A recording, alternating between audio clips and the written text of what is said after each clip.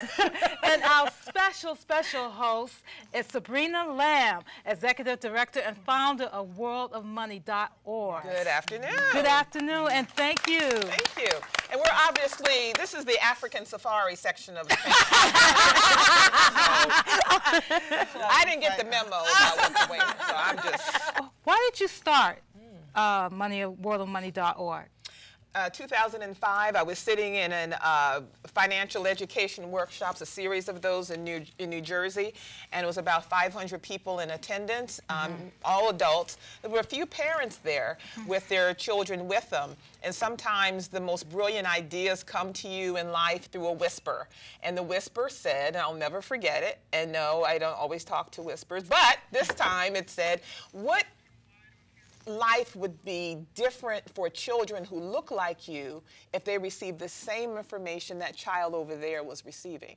And so I started to ask a couple of people, you know, what do you think about an idea for a financial education institute for children? Black children don't want to learn that. Black parents don't want to give all these. And let me just tell you the type of person that I am.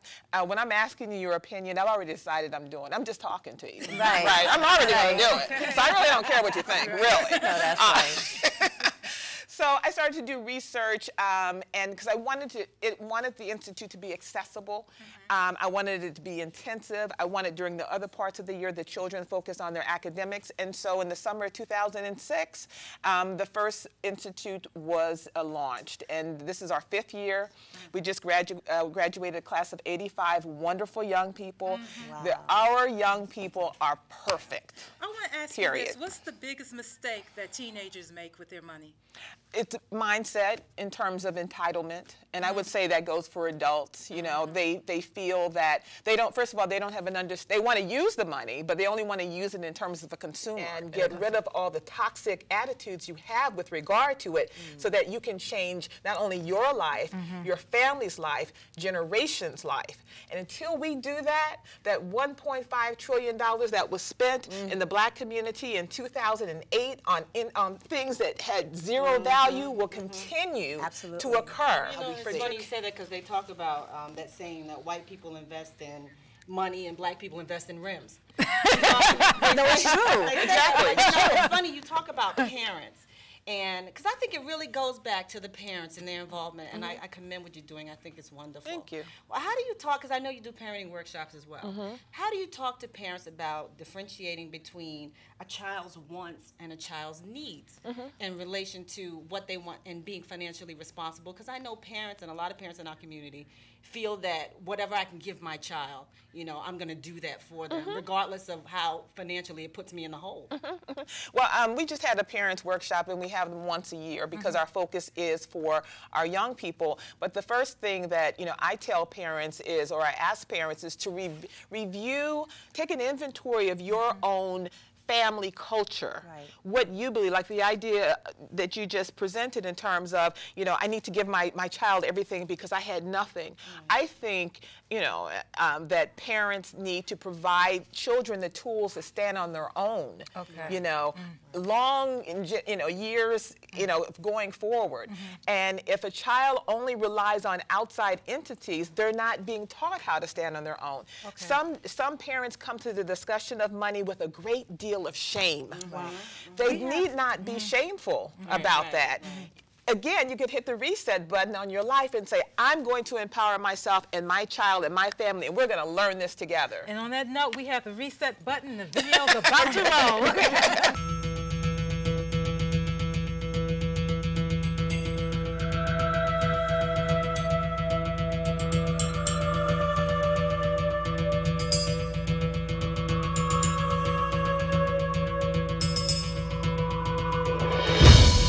Good afternoon. My name is Maribel Aber, and I'm Vice President of the NASDAQ Market Site. I'm pleased to welcome the World of Money and its Executive Director, Sabrina Lamb, as well as our many other distinguished guests gathered here today to NASDAQ.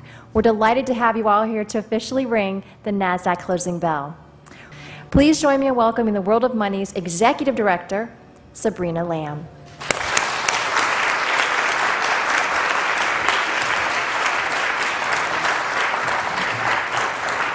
Thank you, Ms. Abir, as well as NASDAQ. On behalf of the worldofmoney.org's advisory board, officers, financial presenters, parents, and fantastic young people, please accept our sincere appreciation for this opportunity to participate in the closing bell of NASDAQ. The worldofmoney.org, big name. It is our responsibility as adults to give the next generation the financial tools to not only survive, but also to prosper beyond their wildest expectations. Sabrina, I'd like to present you with the NASDAQ Closing Bell Crystal to commemorate the very special day today and the wonderful work of the World of Money. Congratulations.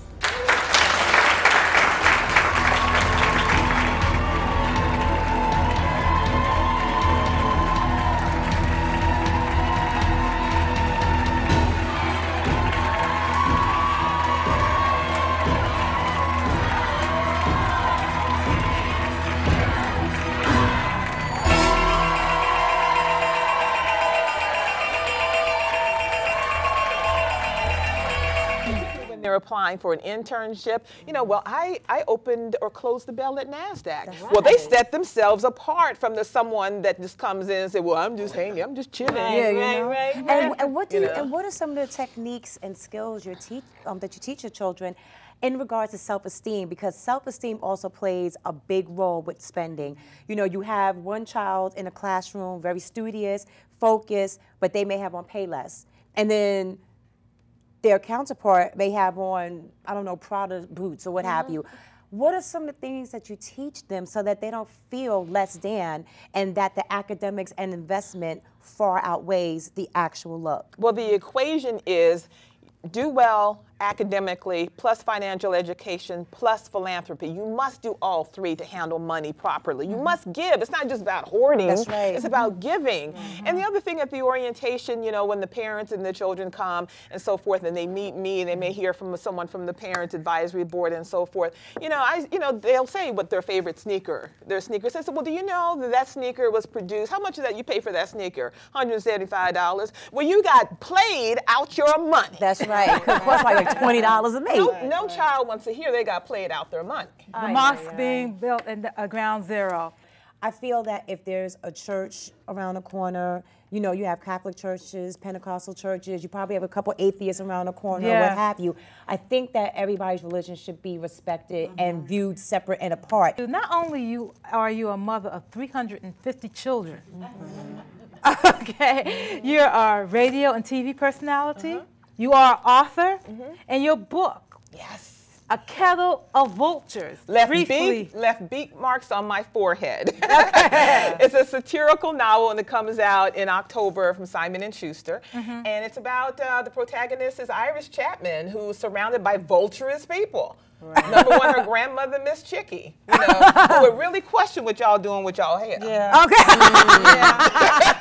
Yes. Like my grandmother did. Yeah, exactly. I put them things in there, right? But you can get it SabrinaLamb.com, Amazon.com. And I will tell you, worldofmoney.org and these children is a crown jewel of my life. The only reason why I'm alive and I have a creative life, the only reason is to find resources to serve them. Not adults, to serve them. Children. You know, and on September 10th, we're taking 85 to the White House. Very nice. Yes, we are. Right. And we are going to the Supreme Court. They're going to meet the Treasurer, the U.S. Treasurer of the United States. We're going to the Pentagon, and we're going to visit the official home of Frederick Douglass. Yes. You know, we need to show these children the world. That's right. You show them the world, they'll take care of the rest.